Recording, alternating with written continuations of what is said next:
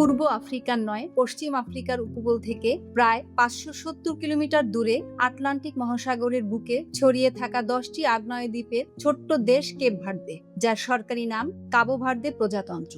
আয়তন মাত্র ৪,০৩৩ বর্গ কিলোমিটার আর জনসংখ্যা প্রায় ৬ লাখের কাছাকাছি। রাজধানী প্রাইয়া। দেশটির সরকারি ভাষা পর্তুগিজ, তবে সাধারণ মানুষের মুখের ভাষা কেপ ভার্দিয়ান ক্রেওল বা ক্রিওলো। বিশ্ব ফুটবলে দীর্ঘদিন ছিল প্রায় অপরিচিত, কিন্তু এবারের বিশ্বকাপে নিজেদের প্রথম অংশগ্রহণে কেপ ভার্দে দেখিয়ে দিয়েছে ফুটবলে শুধু ইতিহাস নয়, লড়াইয়ের মানসিকতা ও বড় পরিচয়। নকআউট পর্বে আর্জেন্টিনার মতো বিশ্ব চ্যাম্পিয়ন দলের বিপক্ষে শেষ মুহূর্ত পর্যন্ত দারুণ প্রতিদ্বন্দ্বিতা করে তারা। ছোট্ট এই দেশটির সাহসী পারফরম্যান্সই তাদের বিশ্বজুড়ে আলোচনায় নিয়ে এসেছে।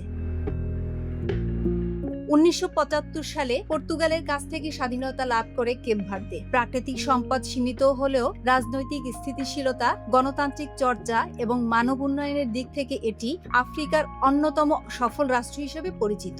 অর্থনীতির বড় ভিত্তি পর্যটন, সেবা খাত, মৎস্য সম্পদ এবং প্রবাসী নাগরিকদের পাঠানো রেমিট্যান্স। ধর্মীয় পরিচয়ের দিক থেকেও দেশটি বেশ স্বতন্ত্র।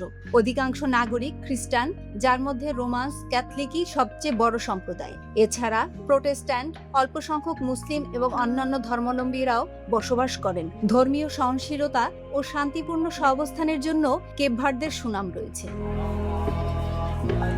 জাতিগতভাবে কেপ ভার্দের বেশিরভাগ মানুষই আফ্রিকান ও ইউরোপীয় বংশোদ্ভূত ক্রেওল জনগোষ্ঠীর। শতাব্দীর পর শতাব্দী ধরে আফ্রিকান ও পর্তুগিজ সংস্কৃতির মেলবন্ধনে গড়ে উঠেছে তাদের নিজস্ব ভাষা, সঙ্গীত, খাবার ও জীবনধারা।